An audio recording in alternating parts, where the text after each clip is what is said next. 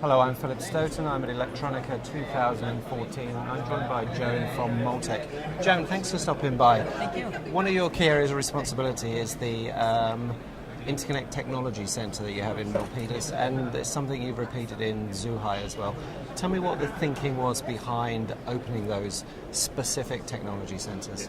So what Multek was really looking forward at this point in time when they decided to put together the Interconnect Technology Center. I'm going to call it ITC. Yeah. And so really the goal of these centers was to put together what's the next generation and the generation plus technologies that our customers would need in order to be able to get their products out to market in a timely fashion. And so we started with the California site in Milpitas, and then we basically duplicated the site in Zhuhai where our high volume manufacturing's at in order for us to get this nice technology out there. Okay, and in terms of what you've got in those facilities, what kind of people are they? What kind of resources do you have there to actually make that technology work? So we have a really nice balance of engineering staff, design, and then also science. And the goal of what we were trying to do is put together not only from the standpoint of design, where you really need to understand what the customer is doing, but also be able to translate that into something. How can you get it to market in a timely fashion? And so we put together a team that can basically fairly broad that understands the different aspects of circuits. So you've got chemists, you've got material scientists, you've got all kinds of engineers, chemical engineers, electrical engineers, a lot of electrical things go on. And what drives the projects you're working on? Is it your customers? Is it trends you've identified yourself in the market? Are you trying to be the enabler for the technology, or are you following? Where do you fit in that kind of blue sky research cycle? So all of the above. Okay. For us, it's really, we do have quite great alignment with customers, and customers have a vision of where they want to go, but you also have to look at what's going on in the trends. For instance, I don't think anybody predicted where anything was going to go in this wearable technology trend. And so one of the things that we had to do is we had to get in front of that, understanding what does that mean, and what does that mean to a printed circuit. So you look at what is the end use, and understand what do you need to do as far as the technology to develop that end use to make it reliable, and then process it in high volume. Well, that's the challenge, isn't it? And for me, the wearables, where wearables really works and isn't just a cell phone that you've got strapped to your arm, is when it is about apparel and electronics meeting, and that's where the interconnect becomes quite complex. Exactly. What kind of projects are you working on in that particular area? So we have multiple projects.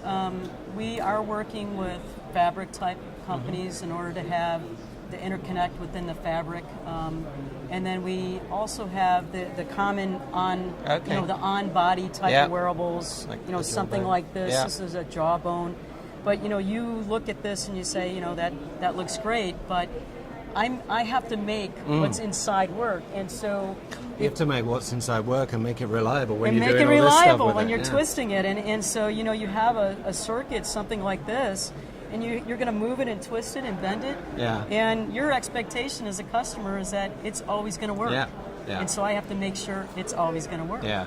So those type of things, and then we also have a lot of activity going on now with the on-skin wearables. And in the on-skin wearables, you have to take other things into account. You have to take into account, leaving something on, an adhesive on the skin. Is that going to react to somebody? Understanding, and then how do you get that information to the product that it needs to go in a simple place that moves and bends in a different way than something like this. So there's all these aspects that we have to take into account when we put together these circuits. And when we look at that it does become all about interconnect technology. It does become about making that connection, because the actual electronics, the actual processing that's going on isn't the new part, is it? The new part is how it interfaces and how it connects together. Exactly. Yeah. So in terms of other areas that you're working on, for example, the automotive sector, what's going on in those industries that's keeping you awake at night? So I don't know what keeps me awake at night. I'm always on different time zones. So but so from an automotive standpoint, there's a lot of connectivity in automotive. There's lighting in automotive that's really key, and actually trying to reduce the weight in a car. And there's been technology that's been developed by Multek.